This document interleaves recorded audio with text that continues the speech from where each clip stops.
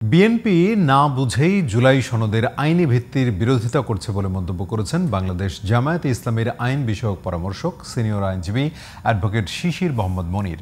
বিএনপিকে তিনি প্রশ্ন করেছেন, সংবিধানের কোন আইনে ফেব্রুয়ারিতে নির্বাচন করতে চান তারা।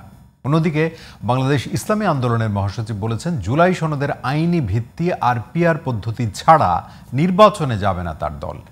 আর বাংলাদেশ খেলাফতে মজলিসের মহাসচিব বলেছেন, জুলাই সনদের আইনি ভিত্তি রাজপথেই আদায় করবেন তারা। মাহমুদ সোহেলের রিপোর্টে আরো বিস্তারিত। ক্ষমতায় এসেই ডক্টর মোহাম্মদ ইউনূস গঠন করেন জাতীয় ঐক্যমত কমিশন। উদ্দেশ্য রাষ্ট্র আর নির্বাচনী ব্যবস্থার সংস্কার। কিন্তু অসংখ্য বৈঠকের পরও রাজনৈতিক দলগুলোর মাঝে আস্থা আর বিশ্বাসের সংকট রয়ে গেছে। ছাত্র জনতা অভ্যুত্থানের মাধ্যমে সেই দৈত্য সৃষ্টি করে দিয়েছে আমাদেরকে।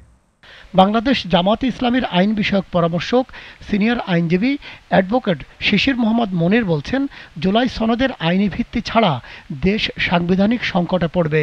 এই যে ফেব্রুয়ারি মাসে ইলেকশন করার কথা বলা হচ্ছে, আইন কোথায়? Where is the law? কোন আইনে নির্বাচন হবে? এগুলো বেকম ফিল আপ করতে হবে না? না বুঝেই তো বলতেছে। কোন প্রক্লামেশনের ভিত্তিতে ঐকমত্য কমিশন কাজ করছে? কোথায় ইউনূস সাহেব কাজ করছে? এগুলো না বুঝে যে একটা পার্লামেন্ট নির্বাচনের কথা বলছে, তাতে এমন হবে এক সময় এই সকল নির্বাচন প্রক্রিয়া পুরাটাই অবৈধ হবে। জুলাই সনদের আইনি ভিত্তি নিয়ে বিএনপি ভুলের মধ্যে আছে বলেও মন্তব্য তার।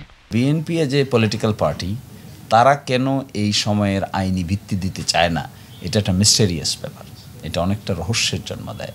এই আইনি ভিত্তি দিলে তাদের লাভ না লোকসান, ভালো না খারাপ, এই ক্যালকুলেশনে কোথাও না কোথাও একটা ভুল করছে। এই ভুলটা তাদের ভাঙা উচিত যদি বেনিফিট পেতে চায় সকলকে সম্মিলিতভাবে। আর যদি এটাকে না করে গো ধরে থাকে, তাহলে কিন্তু that would be disastrous consequences. অন্যদিকে জুলাই সনদের আইনি ভিত্তি আর পিআর পদ্ধতির নির্বাচনের দাবিতে যুগপৎ আন্দোলনে নেমেছে সমমনা ইসলামী দলগুলো। কেউ কেউ বলে যে আমরা নির্বাচন চাই না, এটা একটা ডাহা মিথ্যে কথা, চাপাবাজি। আমরা অবশ্যই নির্বাচন চাই, তবে সে নির্বাচন হতে হবে সুষ্ঠু পরিবেশে, যেন প্রত্যেকটা ভোটার তার পছন্দের প্রার্থীকে ভোট দিতে পারে। আমাদের এখানে সরকারের বিরোধিতা করা না, আমাদের এখানে মূল বিষয় হলো আমরা যে একটা বাংলাদেশ গড়তে চাই, বৈষম্যহীন বাংলাদেশ, ইনসাফপূর্ণ বাংলাদেশ, সেই বাংলাদেশ গড়তে হলে জুলাই সনদের আইনের ভিত্তি সরকারের করতে হবে। আমরা এই জন্য সরকারের বিরুদ্ধে না, সরকারের কাছ থেকে দাবি আদায়ের জন্য আমরা আন্দোলন করব।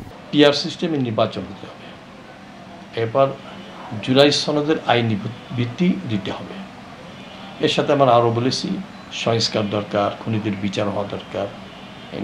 এগুলো না হলে অযথা অনর্থ কোনো কাজে আমরা পা বাড়াবো না। অর্থাৎ এই অবস্থায় নির্বাচনে যাওয়ার মতো পরিবেশ দেখতেছি না। এসব নেতারা জানান, আগামী নির্বাচনের আগে ইসলামী দলগুলোর মাঝে একটি জোট গঠিত হবে। Mahmud Sohel, GTV news, Dhaka.